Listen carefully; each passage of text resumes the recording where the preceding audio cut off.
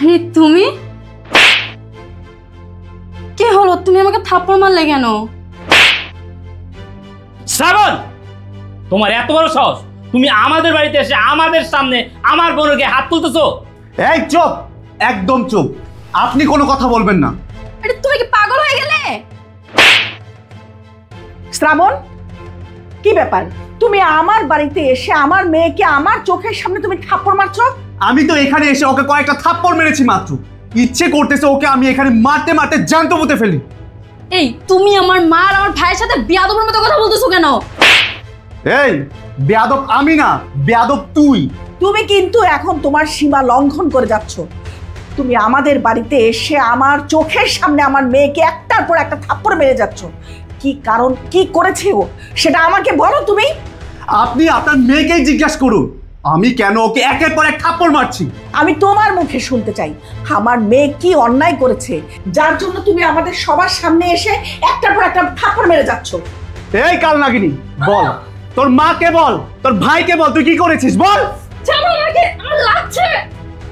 শ্রাবণ, আমার বোনকে ছেড়ে দে বলছি, নয়তো আমি তোর হাত পা ভেঙে গুঁড়ো করে দিব। এই তুই বল, চুপ করে দাঁড়িয়ে আছিস কেন? তোর মাকে তোর ভাইকে বল তুই কি করেছিস বল। মা, বুঝতে পেরেছো তো এবার আমি কেন সংসারে যেতে চাই না? যেই ছেলে তোমাদের সবার সামনে আমাকে মেরেছে, এবার বুঝো সে বাড়িতে আমাকে কিভাবে মারে। আমি শুধু এই কারণে ওর সাথে থাকতে চাই না। তোমাকে একটা ভদ্র শিক্ষিত ছেলে মনে করেছিলাম আমি, কিন্তু না, তুমি একটা অশিক্ষিত বেয়াদব ছেলে। হ্যাঁ, আরে তুমি আমার চোখের সামনে আমার মেয়েকে এই অত্যাচারগুলি করো, আর তুমি বাসায় না জানে কি অত্যাচার করো। হ্যাঁ, আমি তো এখন বুঝতে পারছি তুমি আসলেই একটা বেয়াদব ছেলে। আরে বেয়াদব আমি না, বেয়াদব তো আপনার মেয়ে। আপনি তো আপনার সন্তানদেরকে সঠিক শিক্ষাই দিতে পারেননি। যদি সঠিক শিক্ষা দিতেন তাহলে আজকে আপনার বাড়িতে এসে আপনারই সামনে আপনার মেয়ের গায়ে হাত তুলতে হতো না।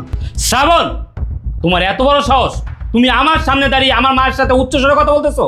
কি করেছে আমার বোন, যে কারণে তুমি আমার বোনের গায়ে হাত তুলতেছো, আমার মায়ের সাথে বেয়াদবি করতেছো? এই তুই এখানে দাঁড়িয়ে আছিস কিসের জন্য? বল, বল, সবাইকে বল তুই কি করেছিস বল। ও বলতে পারবি না? না তুই বলবি কিভাবে? বলার তো কোনো ভাষা নেই তোর। ঠিক আছে, আমি বলছি ও কি করেছে, তাহলে শুনুন আপনারা। ভাবি, আমার পোলাটার গায়ে অনেক জ্বর, যদি 500 টাকা দিতেন তাহলে পোলাটারে ডাক্তার দেখাইতাম। তো গো মাই পোলারে খাওয়ামু পরামু, আবার তোর পোলার এন হইব তেন হইব, যে অসুখ হইব, সব দায়িত্ব কি আমার উপরে পড়ছে নাকি? বিধবা কোথাকার জামাইরা মরার পর থেকেই আমার সংসারটার ভিতরে আগুন লাগাই দিছে অলক্ষী অপয়া বিধবা কোথাকার। তোমার আমারে যা কর তুমি কও, তারপরও 500 টাকা দাও তুমি। আমার পোলাটা 3-4 দিন ধরে জ্বরে কাঁপায় মরে যেতেছে গা। আমার পোলারে 2টা ওষুধ এনে দিই ভাবি, তুমি আমার 500 টাকা দাও। মরে তো আর না, মরতে পারে না, ওর বাপরা যেমনি মরছে অমনি মরতে পারে না।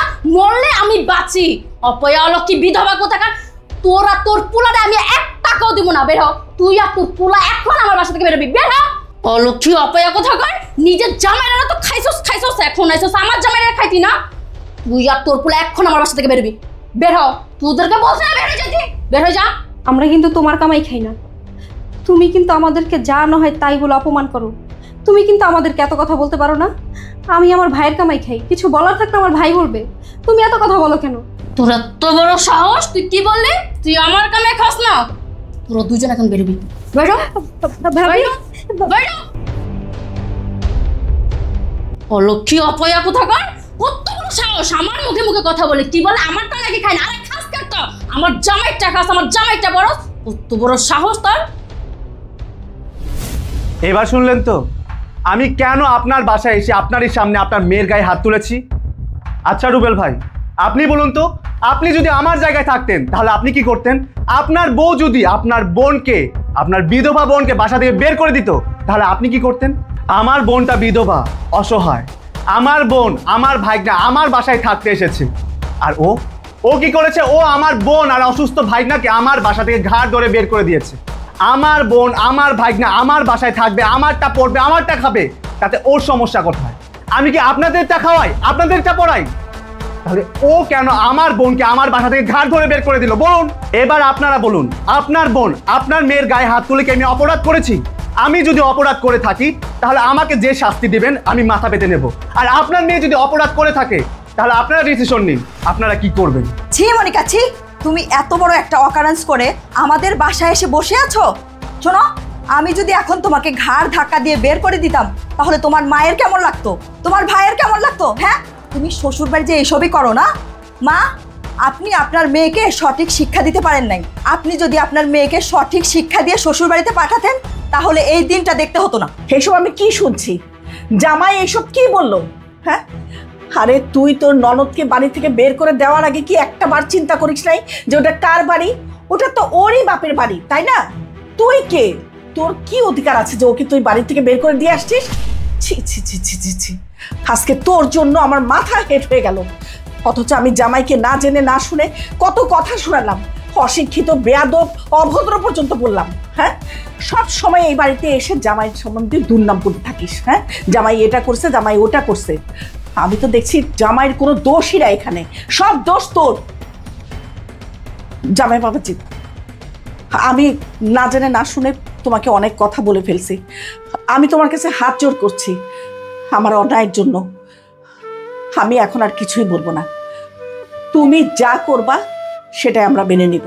আসলে আমার বোনটা যে এত খারাপ, ও শ্বশুরবাড়ি থেকে এরকম আচরণ করে এটা আমরা কখনো ভাবিনি। তুমি আমাদের বাসায় এসে আমার বোনের গায়ে হাত তুলছো, তাই আমি তোমার সাথে একটু বাজে ব্যবহার করে ফেলছি। তুমি ঠিকই বলছো, আমরা আমার বোনকে সঠিক শিক্ষা দিয়ে শ্বশুরবাড়িতে পাঠাতে পারি নাই, তাই আজকে ও শ্বশুরবাড়িতে এরকম ব্যবহার করছে। তুমি তো আমাদের কাছে বিচার দিছো, আমার মা তো বলেই দিয়েছে যে তুমি যা করার তাই করো। আমি আর কি করবো বলো? তুমি একটা কাজ করতে পারো, ওরে আমাদের বাসায় রাইখা যাও। ও যদি কোনোদিন শুদ্ধ হতে পারে তাহলে তোমাদের বাড়িতে যাবে, আর যদি কোনোদিন শুদ্ধ হতে না পারে তাহলে ওর যাওয়ার দরকার নেই। না জানি আমার অসহায় বিধবা বোনটা তার অসুস্থ ছেলেকে নিয়ে কোথায় কোথায় ঘুরছে। আমি যাচ্ছি আমার বোনকে খোঁজার জন্য। আমি যদি আমার বোনকে খুঁজে পাই তাহলে আমি ভেবে দেখব আমি তোর সাথে সংসার করব কিনা। আর যদি খুঁজে না পাই তাহলে মনে রাখিস আমি তোর সাথে সংসার করব না, আমি তোকে তালাক দেব। শ্রাবণ, তুমি আমাকে মাফ করে দাও, আমি ভুল করে ফেলেছি, প্লিজ আমাকে মাফ করে দাও। আরে হাত ছাড়।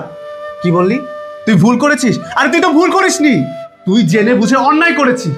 আরে আমার বোনটা এই বয়সে বিধবা হয়েছে, সে তার সন্তানকে নিয়ে আমার বাসায় এসেছিল আশ্রয় নেওয়ার জন্য। আরে আমার এই বোনটার আমি ছাড়া এই পৃথিবীতে আর কেউই নেই। আমার বোনটা এসেছিল আমার বাসায় আশ্রয় নেওয়ার জন্য।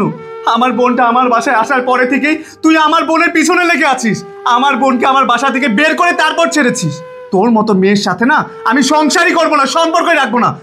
আর আপনারা সবাই শুনে রাখুন, আমি যাচ্ছি আমার বোনকে খোঁজার জন্য। আমি যদি আমার বোনকে খুঁজে পাই তাহলে আমি ভেবে দেখব আমি আপনার মেয়ের সাথে সংসার করব কি না। আর যদি আমি আমার বোনকে খুঁজে না পাই তাহলে সবাই শুনে রাখুন, আমি আপনার মেয়েকে divorce Dev. Shrabon, Shrabon please যেও না।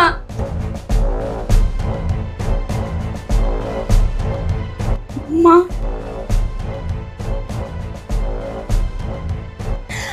হায় আল্লাহ, এটা আমি কি করলাম? নিজের হাতে নিজের সংসারটা নষ্ট করলাম।